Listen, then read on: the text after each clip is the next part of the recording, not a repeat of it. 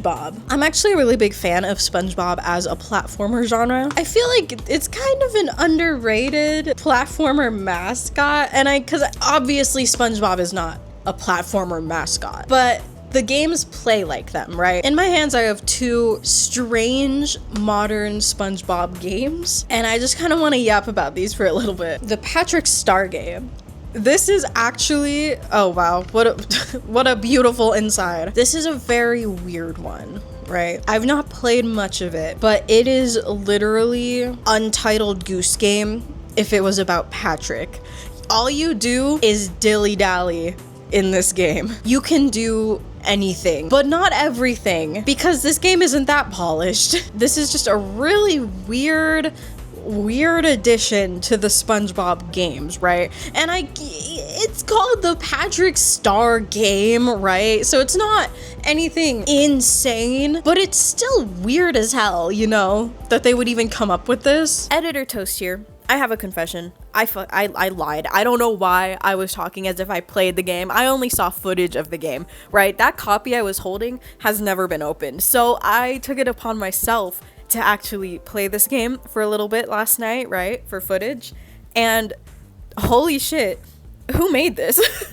First of all, it is so floaty. And at first I was thinking maybe I'm just playing the inferior version because I'm playing on the Switch, right? Like it's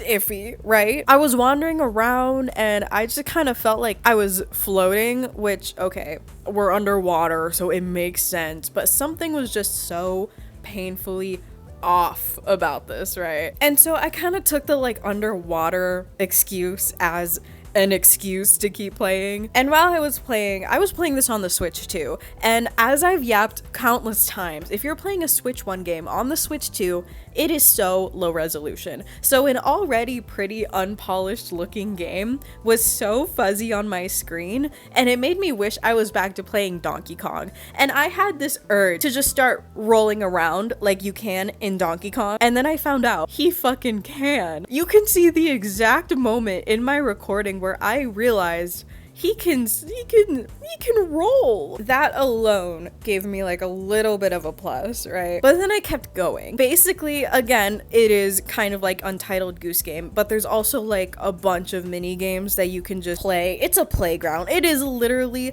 the whole premise of the game is you are spending a day as Patrick Star, and he fucking would spend his day rolling around in the goddamn dirt, sleeping, and just dilly-dallying, probably breaking shit, causing chaos. I don't fucking know. But there was one goddamn minigame that just got on my nerves. And I don't know if it's because I didn't have the controls down yet, but it is your typical SpongeBob Krabby Patty making game, right? I've played a good handful of these. I'd say I'm a Krabby Patty freaking expert. I've played the damn DS Cooking Mama game where you work as a Krusty Krab employee. I've played SpongeBob Diner Dash. I've played SpongeBob Krusty Cook-Off. I know how to make a damn Krabby Patty. And the whole thing with this minigame is SpongeBob is nowhere to be found, and you are filling in for him to make some Krabby Patties on the beach, I think. I don't fucking remember. But these controls made it so damn hard, right? The premise is simple. There are customers in line, you just make the burger how they want and you give it to them.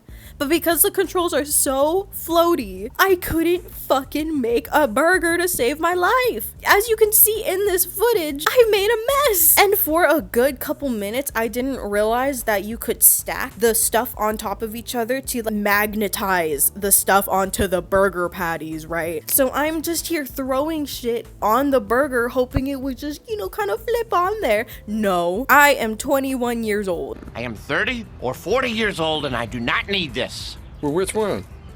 Is you 30 or 40? How is a toddler supposed to figure this shit out? They can't read. This is the most Patrick Star to ever Patrick Star. Like, it is so ridiculous that I am almost not mad about it.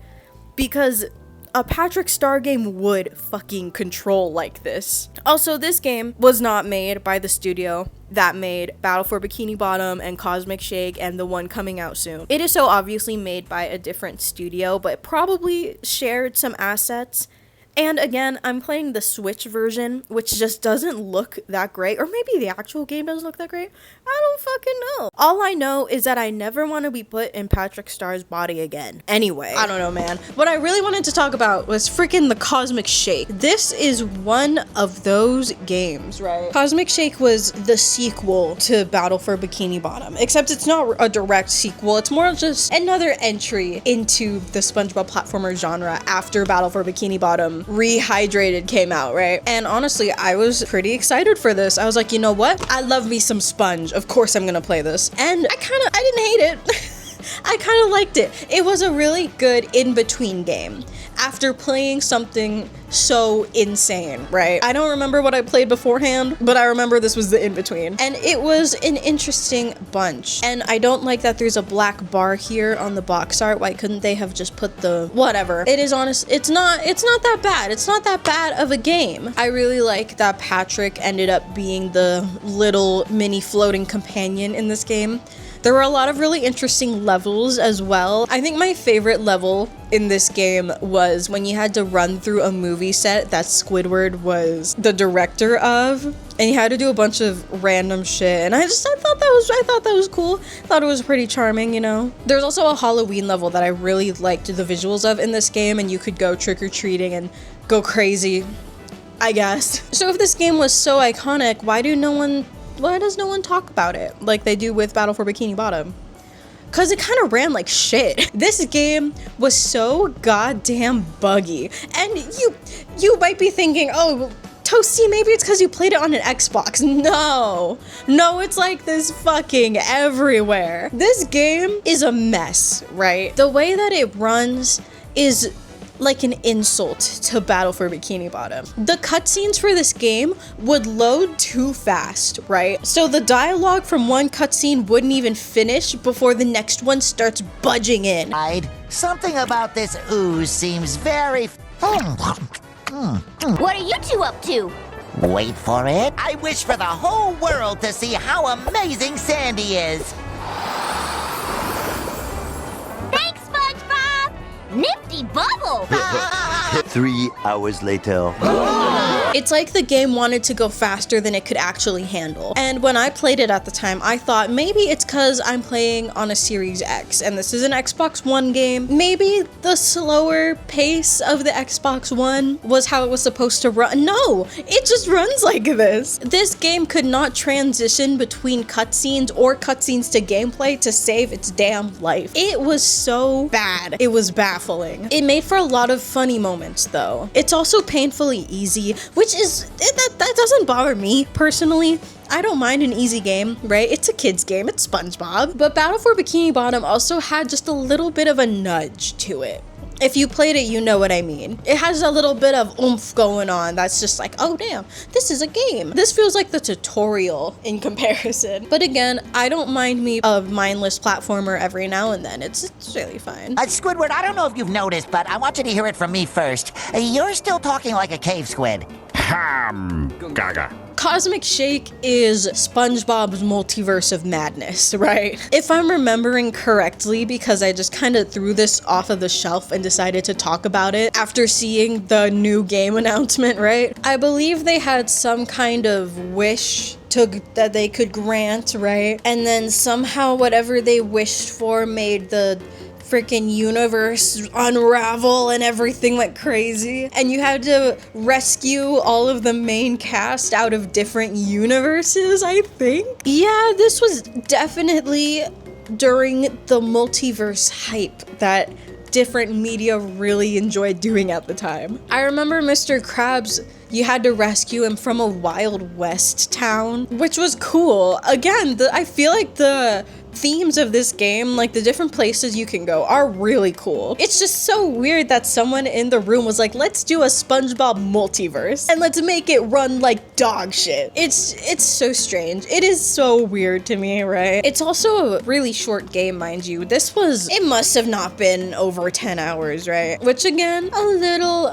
iffy for a game of however much this was. This is one of those games that just sits on my shelf and I'm like, oh yeah, I did play this, huh? And that's not necessarily a bad thing. I think my problem with games like this is that I just love slop. And I'm not talking no effort slop that you see for like $1 on the eShop, right? I'm talking games that clearly have a lot of heart put behind it and a lot of effort done by the team, but there's just something wrong with it. And this is just one of those games to me. I am so excited for that new game coming out in November, even though it comes out 2 days before Kirby Air Riders. I will be there. It's charming, and I think because it's SpongeBob, if we're being honest. It's charming. It has a really nice visual flow. It's spongy. It's spongy. I really like the hub world that you can walk around in, but again, there's always something wrong with it. The hub world can get repaired and it's nice, but also once you beat the game, you can't go back to regular Bikini Bottom. Oh no. I guess the developers didn't want you to revisit Bikini Bottom because you only get to see Bikini Bottom for like the first small chunk of the game. So when you restore it back to normal at the very end, Patrick in all his wisdom is like, oh, let's do it again. And then the whole game just kind of resets. Like, all right, sure, Pat Bob, whatever, Krusty's your Krabby Patty, whatever Krabby's your patty.